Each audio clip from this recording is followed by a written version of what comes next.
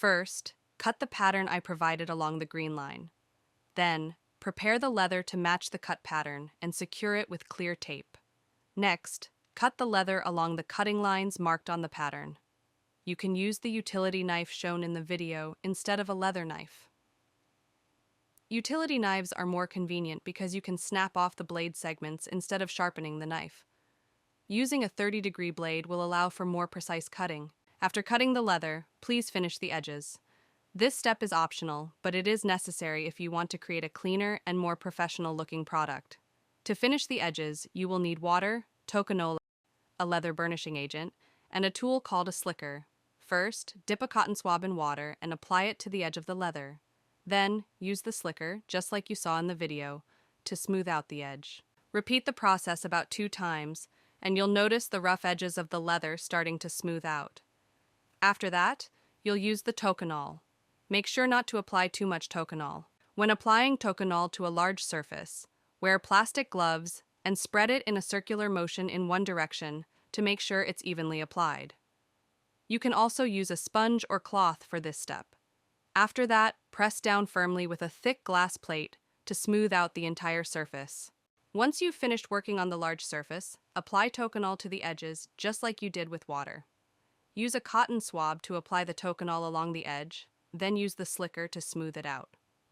Repeat this process a couple of times for best results.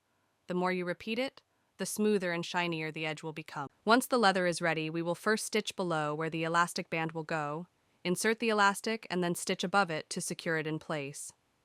Before stitching, use the pattern to mark where the small leather piece will be stitched. Also, make sure to mark the folding line on the leather. Next, draw the stitching line on the small leather piece and punch holes along the line. You don't need any special tools for this. Using a compass you might already have at home works just fine. After punching the holes, temporarily secure the leather piece in place using thin, double-sided tape. Since this is temporary, avoid using tape that has too strong of a grip. Once the leather piece is positioned, punch matching holes into the main leather where it will be sewn. Be sure to hold your punching tool at a 90-degree angle to ensure the holes are straight. This will help keep the stitching clean and precise. Once the punching is complete, stitch along the top line first. After finishing the stitching, remove the double-sided tape that was temporarily holding the leather piece. Then, insert the elastic band in between and stitch the bottom line to secure it. Once the stitching is done, insert a card into section B along the folding line you've marked and shape it. To set the shape, you can either place a thin cloth over the leather and gently tap it with a hammer, or put a heavy book on top and leave it for a day.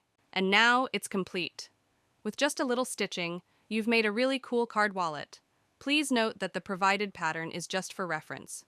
You can adjust the length of sections A and C depending on how many cards you usually carry. Also, make sure not to use a stretched out elastic band.